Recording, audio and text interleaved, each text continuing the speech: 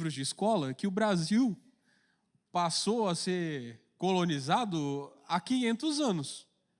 500 anos. 525 agora, né? Pois é. 500 anos. É quase a mesma idade, quase o mesmo tempo que o povo passou peregrinando. Que o povo passou depois escravizado no Egito. Ou seja, deu tempo de levantar uma nação. Quantas gerações tem 400 anos? Gerações na Bíblia são contadas em torno de 70 anos. Quantas gerações cabem aí em 400 anos? Quantos nasceram e morreram? Concordam? 400 anos é muito tempo. Se eu... Está todo mundo me ajudando hoje isso é maravilhoso. Se você considera... É porque agora tem o vento, entendeu? Agora tem o vento vindo aqui, ó. Vai até balançar o cabelo aqui, ó. Aí, ó, se fosse o mar, ia estar com o cabelo balançandinho, assim. Bom demais.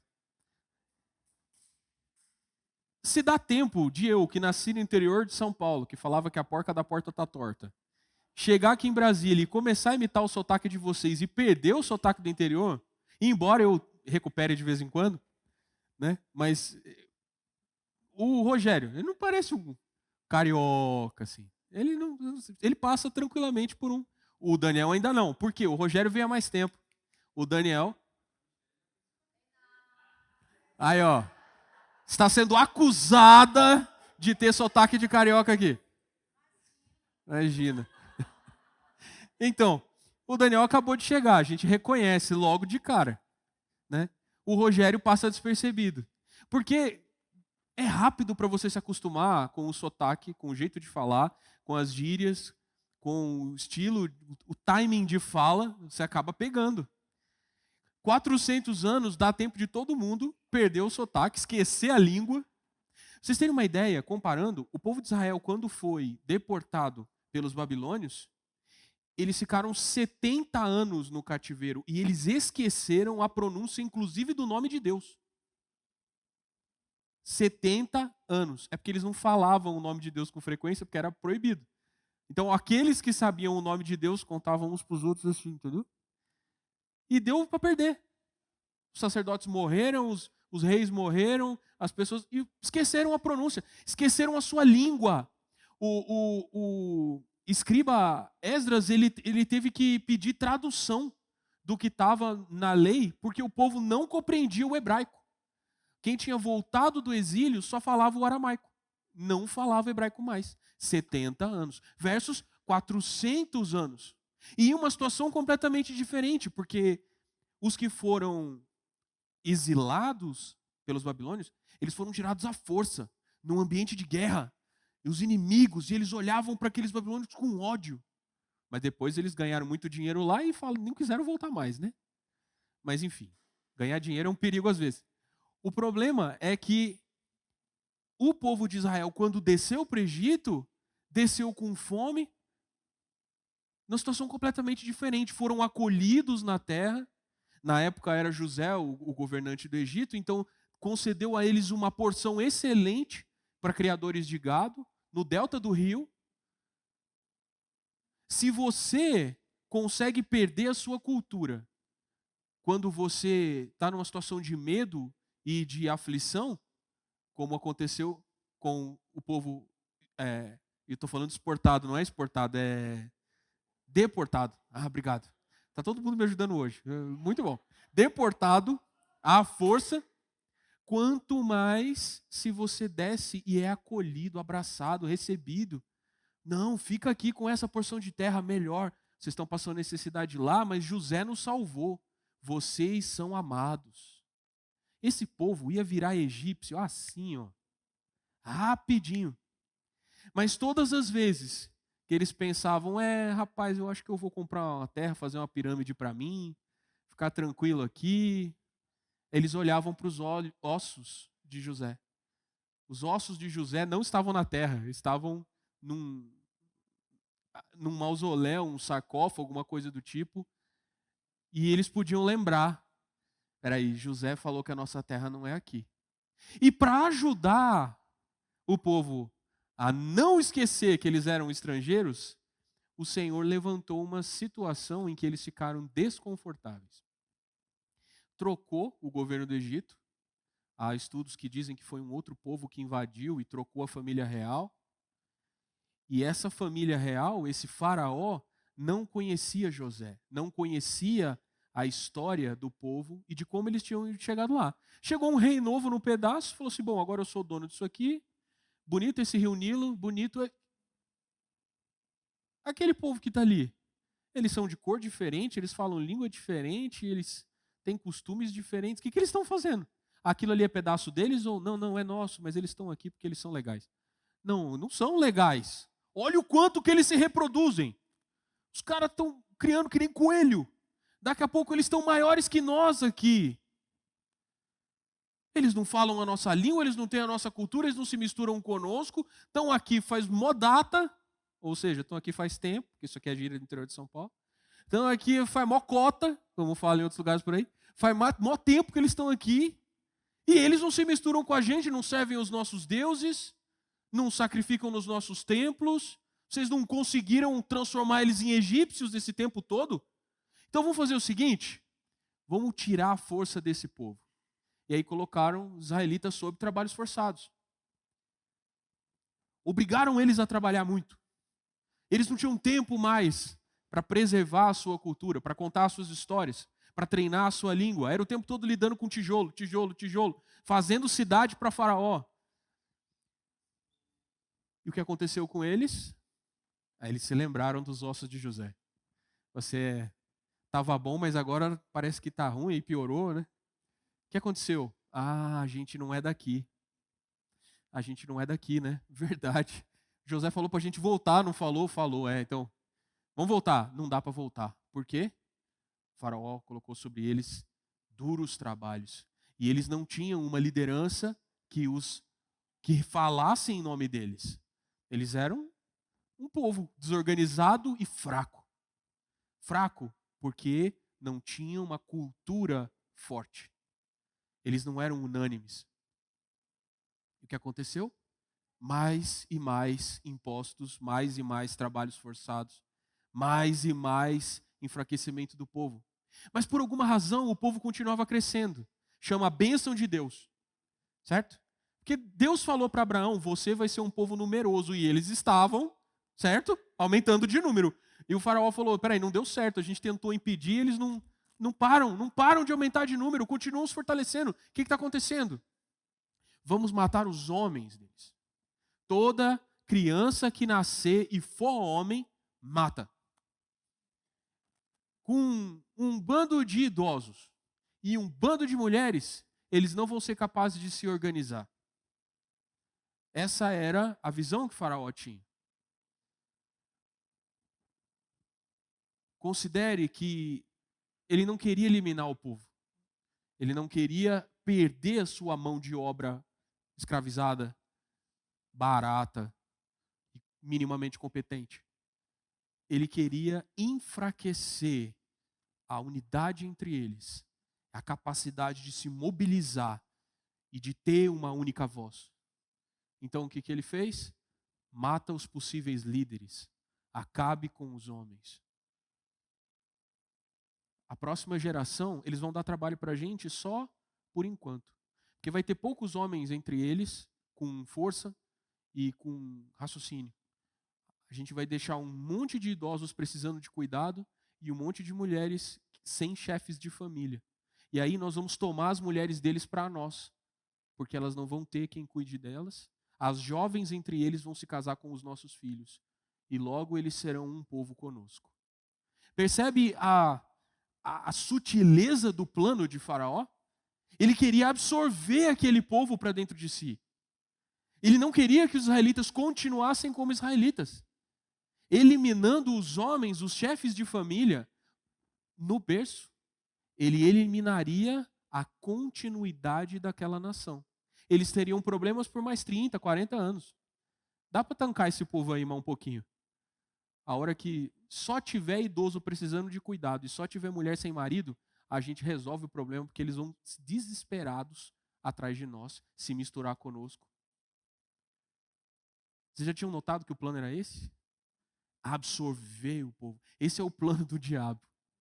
Ele não quer eliminar a força de trabalho que nós cristãos representamos. Ele quer nos absorver, nos controlar e nos fazer esquecer que nós somos peregrinos por vontade, por opção, porque essa é a nossa fé.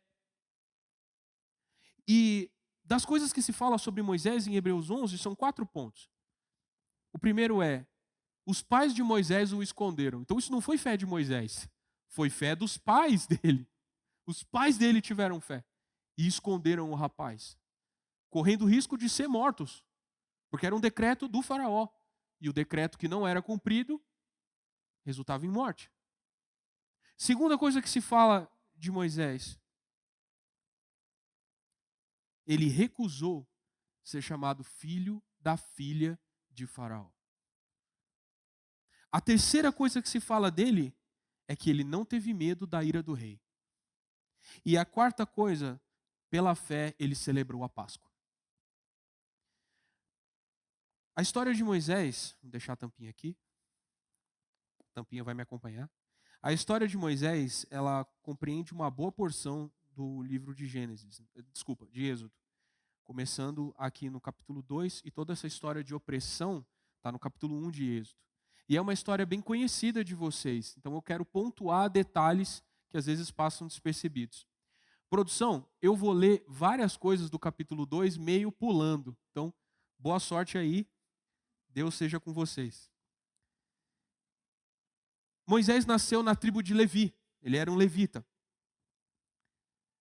E a mãe dele engravidou e deu à luz a um menino, versículo 2 do capítulo 2 de Êxodo. E viu que era um lindo bebê. Repete isso várias vezes, né? Repete isso em Hebreus também. Moisés era um lindo bebê. Foi ele que escreveu. E isso é. Bom ponto, Lucas.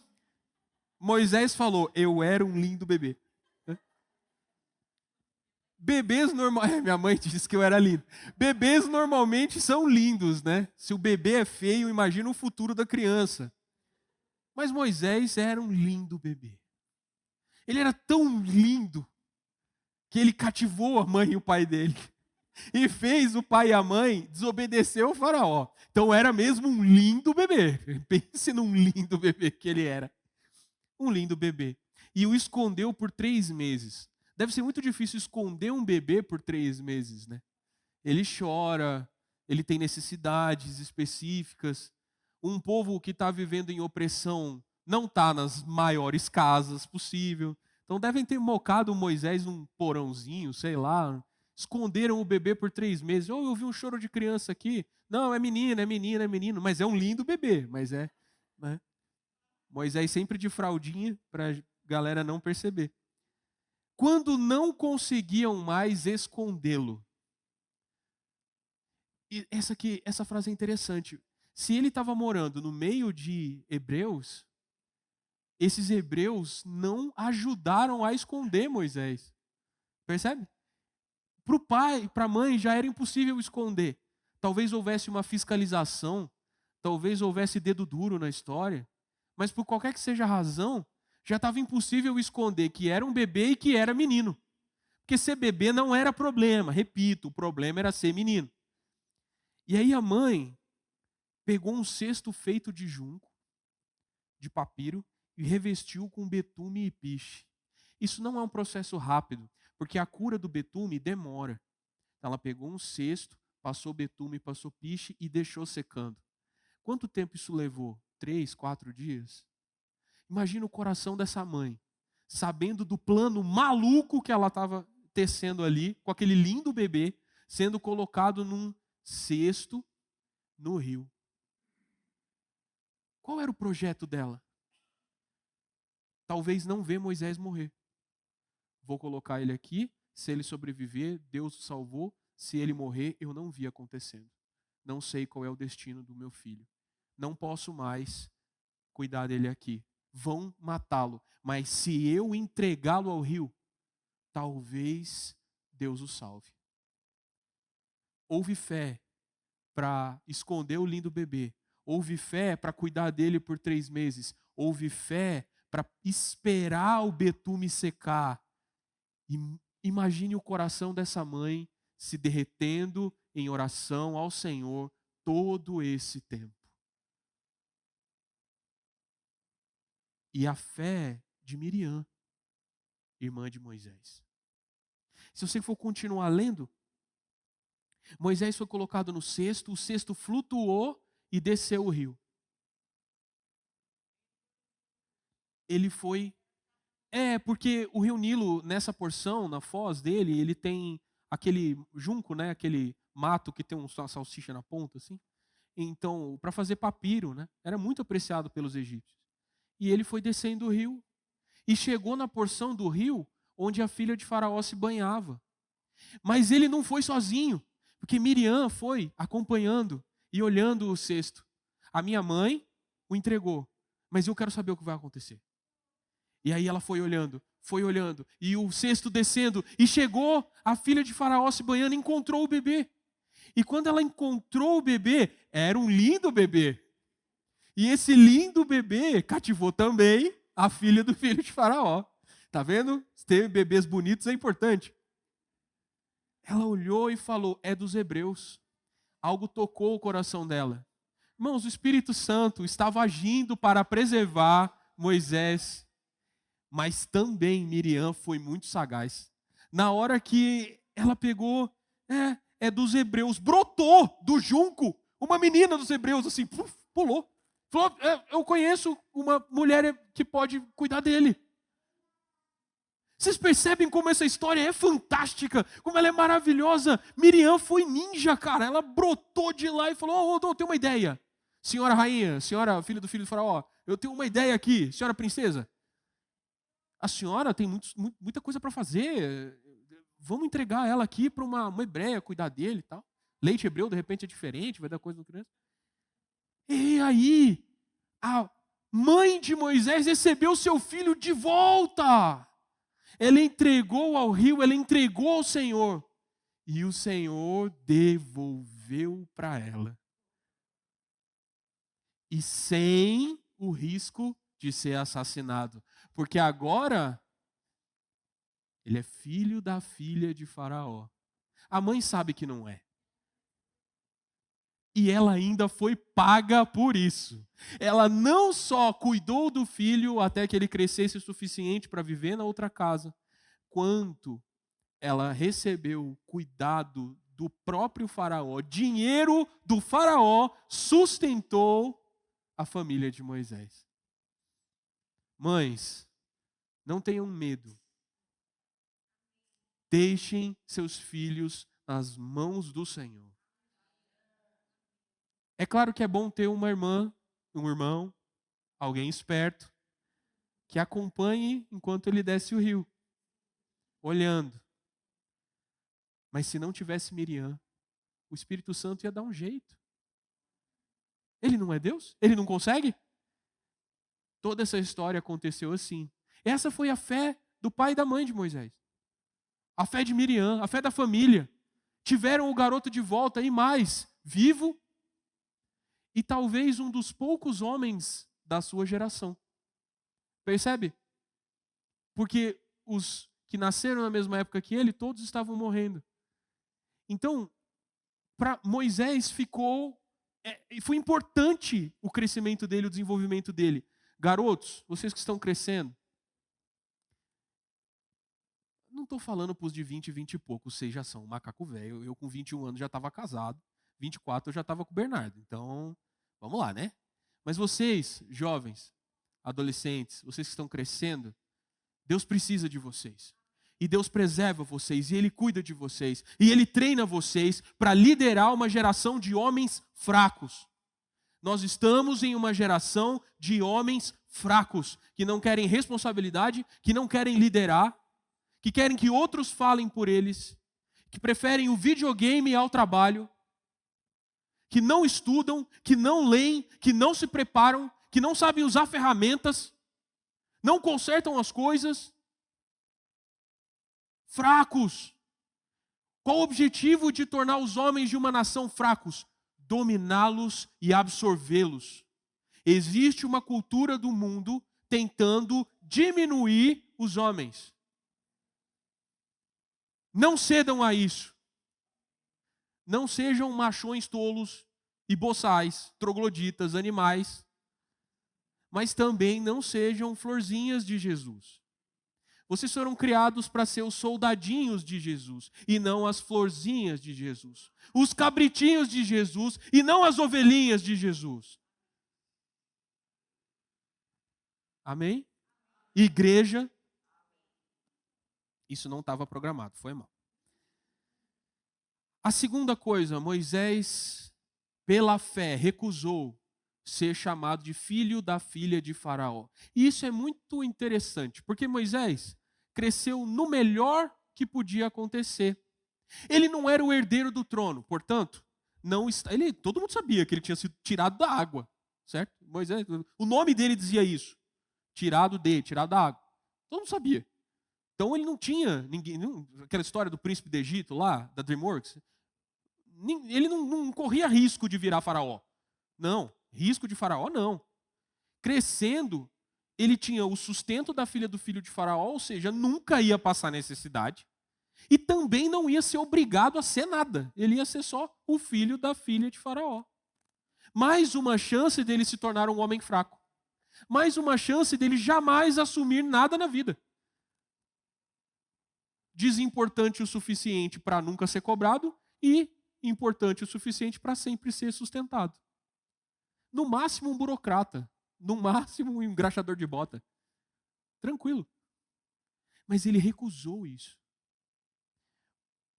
Quando vai contar a história dele no versículo 11, anos depois, já adulto, Moisés foi visitar seu povo. E descobriu que eles eram forçados a realizar trabalhos pesados.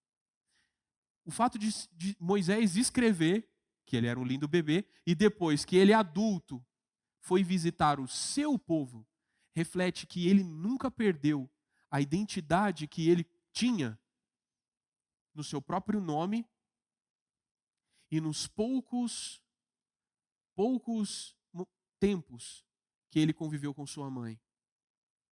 A mãe de Moisés, o pai de Moisés, a irmã de Moisés, trabalharam para botar na cabeça dele o seguinte: você vai crescer no palácio, mas você nasceu aqui. Nunca se esqueça de onde que você saiu. Né? Os pais falam isso pra gente. Você é meu filho. Você não é todo mundo. Ah, mas todo mundo faz. Você não é todo mundo. A mãe de Moisés devia ser dessas. E graças a Deus por isso. Porque ele foi capaz de reconhecer: o meu povo está sendo oprimido. Eu nunca vou tomar a chicotada de um egípcio. Porque eles sabem que eu sou filho da filha de Faraó. Mas o meu povo está sendo oprimido. E se o meu povo está sendo oprimido, eu sinto as dores.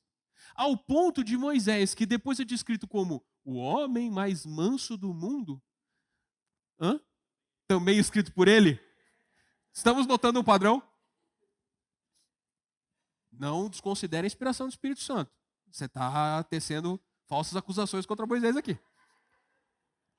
Se você considerar que ele é descrito como o homem mais manso do mundo, na sua idade madura, aqui ele não teve cabeça para separar uma briga. Sabe aquele amigo que chega na voadora? Todo mundo tem que andar com um cara que não pergunta se você está certo ou errado na briga. Ele simplesmente vai te defender. E depois ele pergunta: foi você que começou? Entendeu? Você está brigando com alguém, ele não pergunta, ele chega correndo na voadora, pá! Defende. Foi isso que ele fez. Ele viu o amigo dele apanhando. O amigo dele não, ele nem conhecia o cara. Ele viu o hebreu igual ele, apanhando. E ele, em vez de separar a briga e falar panos quentes, não, ele já partiu, não sei como que ele matou o egípcio, na pedrada. Mas assim, não fala que ele estava armado. Será que ele estava armado? Será que ele andava com a espada? Será que ele matou na pedrada? Será que ele errou na hora do armlock? Será que exagerou no jiu-jitsu? A gente não sabe. Mas ele matou o cara. Matou o cara e escondeu o corpo na areia. Cara, é muita malandragem. O cara matou o egípcio, libertou o hebreu e escondeu o corpo do egípcio na areia, porque o que mais tem lá é areia, né? Então foi fácil achar onde esconder. E isso não ficou oculto. Porque o cara que fugiu muito provavelmente contou para os outros israelitas. E em uma outra situação, ele vai separar uma briga entre hebreus. Ou seja, ele saiu da casa, mas ele continuou indo ao seu povo. E quando ele chegou lá, irmãos, não briguem. Ele falou, não, você vai matar a gente que nem você matou o egípcio? Ou seja, me pegaram. E Faraó ficou sabendo disso. E ele queria matar Moisés. Talvez não sei, Moisés não escreveu isso. Mas no sentido de, a gente salvou esse guri, a gente salvou esse moleque. Demos para ele o bom e o melhor. E na primeira oportunidade que ele tem, ele mata o egípcio. Em vez de matar o escravo, ele mata o egípcio. Todo o investimento que nós fizemos nele, cadê a gratidão? É assim que o mundo nos trata. Ele acha que as migalhas que ele nos dá são suficientes para alterar a nossa identidade. E ele vai se surpreender conosco. Porque nós continuaremos hebreus. Nós continuaremos sabendo de que povo viemos. E numa briga a gente vai defender o nosso irmão. Está entendendo isso? E agora Moisés está jurado de morte pelo faraó. O que ele faz? Foge. Recusou a vida de burocrata e escolheu ser um forasteiro no deserto para viver. Nem egípcio, nem hebreu. Só um foragido. A fé de Moisés fez ele escolher o deserto ao invés do palácio e ao invés da sua casa natal. Recusou ser chamado de filho da filha do faraó. E aí, depois, quando ele passa essa temporada no deserto e o Senhor o encontra, e todos vocês conhecem a história da sarça, vem o terceiro ato de fé. Moisés era jurado de morte no Egito, mas ele volta. Porque o Senhor garante para ele, e vocês vão encontrar isso no capítulo 4, versículo 19, volte ao Egito, pois todos que queriam matá-lo já morreram. Mas Faraó, o novo Faraó, que veio no lugar daquele que jurou Moisés de morte, tinha muitos motivos para matar Moisés. Porque Moisés, ele visitou o Faraó pelo menos 10 vezes. Antes de cada praga, ele ia na sala do trono e falava, escuta, senhor Faraó, tira o povo daqui, liberta a gente, senão o rio vai virar sangue. Aí Faraó, não vai nada, vai embora. Aí o rio virava sangue. Aí da segunda vez ele entrava de novo na sala do Faraó e falava assim, senhor Faraó, se o senhor não libertar a gente, vai sair piolho da água. Se o senhor não libertar a gente, vai vir mosca. Vai ter 3 dias de treva, vai cair chuva com gelo e fogo do céu. Pedra de fogo, né? Não é gelo, né? Pedra de fogo, mas o mais provável é que tenha sido um tipo maluco de granizo de vulcão. Não, é sério, os especialistas falam isso, é granizo de vulcão. É uma história bem maluca. Tem um documentário no History Channel sobre isso, mas o History Channel não é digno de confiança. Depois ele chegou assim, na 9ª vez, ele entrou na sala do faraó e falou assim, o teu filho vai morrer.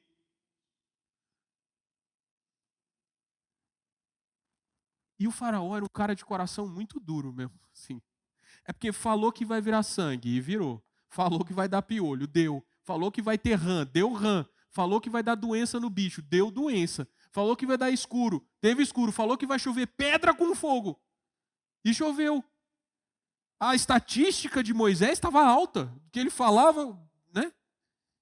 A próxima foi, seu filho vai morrer. Compreende isso? E o coração de Faraó não creu. Todas as estatísticas estavam a favor de Moisés. E mesmo assim, Moisés não teve medo de outra vez interceder pelo povo. Outra vez.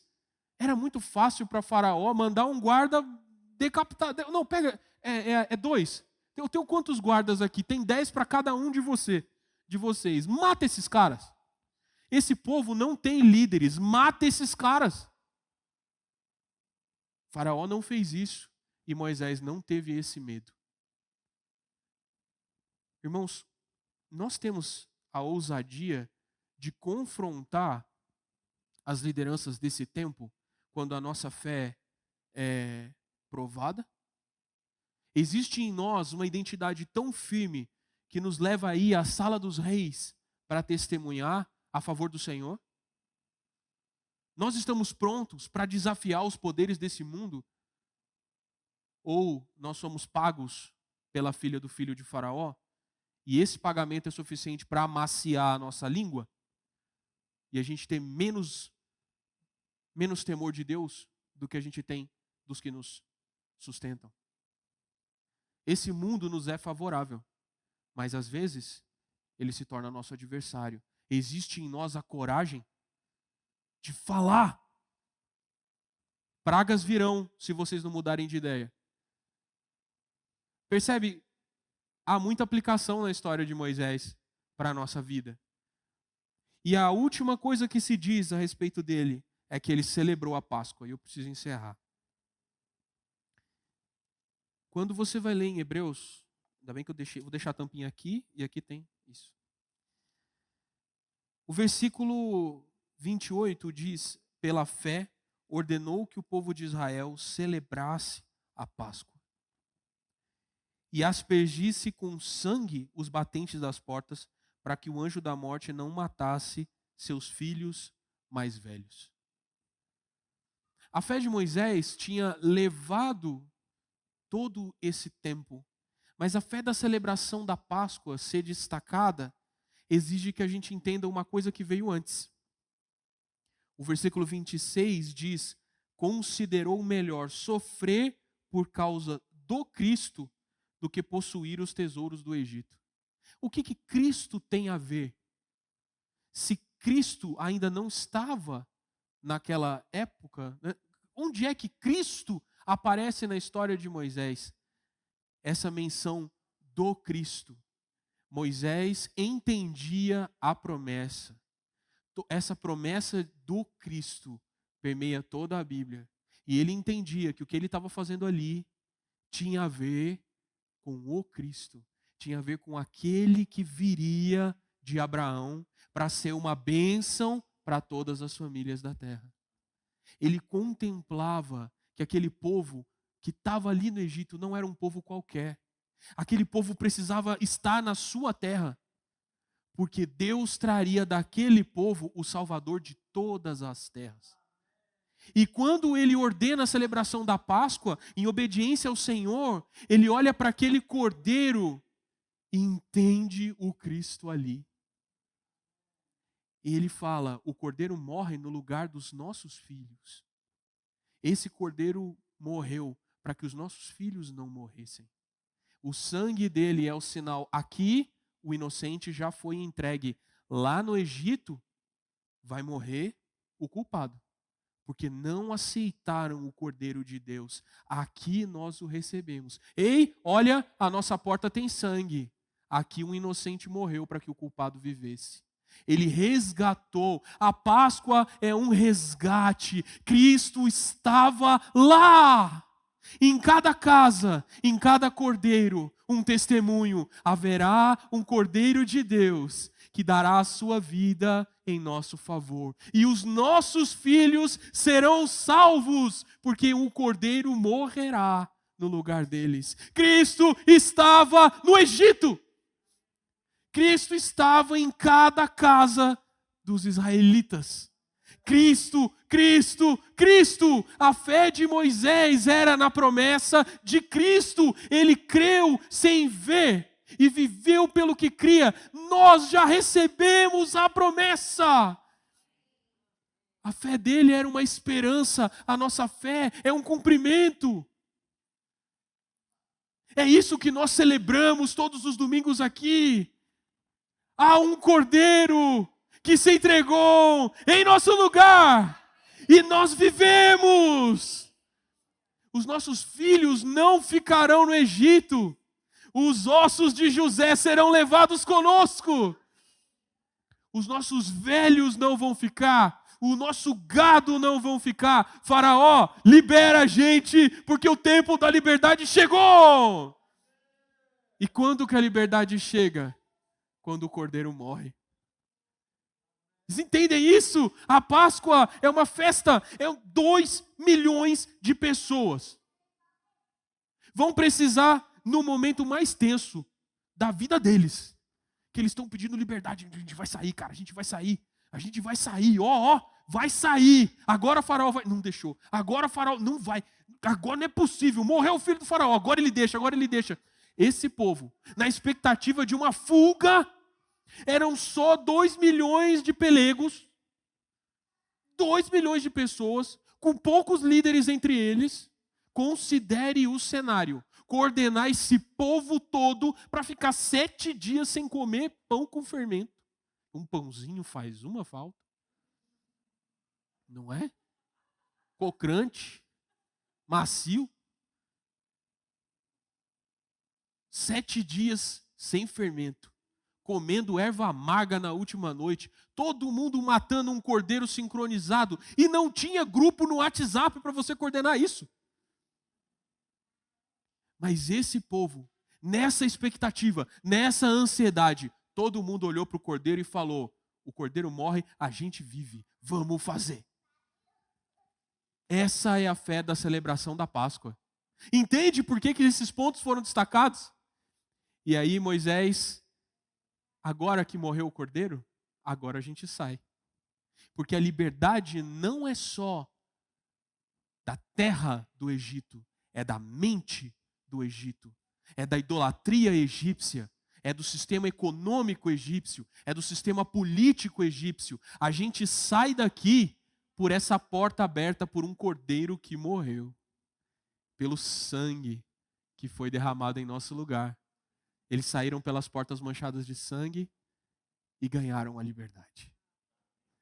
Essa é a sua história, essa é a minha história.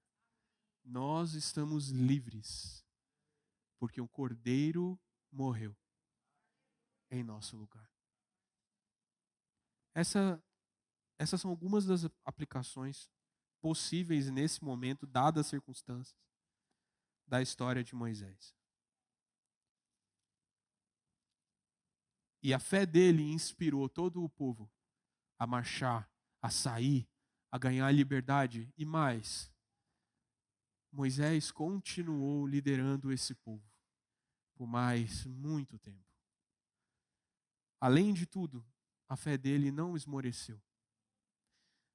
O triste da história de Moisés é que, em um momento, um breve momento, aquele Moisés que matou o egípcio reapareceu e bateu na rocha. E o Senhor lhe disse: você não entrará no meu descanso, porque você não me glorificou diante do povo. Ou seja, você deixou aparecer aquele ímpeto jovem, aquele ímpeto violento que eu cerceei em você por tanto tempo, que eu amassei em você por tanto tempo. Fica para nós esse alerta. Nós estamos sendo disciplinados pelo Senhor a glorificá-lo diante dos homens. E vocês perseverem, irmãos, pelo sangue do Cordeiro, perseverem. Quando a filha do filho do... Era filha de Faraó. Tá. Porque quando você for tentado a ser chamado de filho da filha do Faraó, é que é meio difícil. Filho da filha de Faraó, lembre-se quem você é. Eu sou hebreu, eu sou filho de Deus, eu nasci entre os que você acha que são seus escravos, mas não são.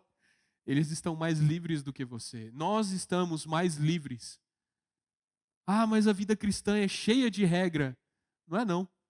Vem viver a nossa vida e entender que nós somos mais livres do que você. Todas as vezes que alguém me dizia: cara, a sua vida é chata, crente não pode fazer nada. Eu olhava para a pessoa e falava: cara, você é obrigado a ir beber toda sexta-feira à noite para esquecer da sua tristeza. Você é obrigado a gastar muito em balada no sábado e ficar mal no domingo. Você é obrigado a domingo à noite assistir Faustão. Você tem uma vida miserável. Escravidão que você é submetido é horrível. Toda segunda-feira para você é um lixo, porque o seu final de semana foi horrível. Nossa, bebi todos, me diverti, me acabei. E esse acabou, tá morrendo. Tem 30 anos de cirrose. Percebe? Nós somos livres.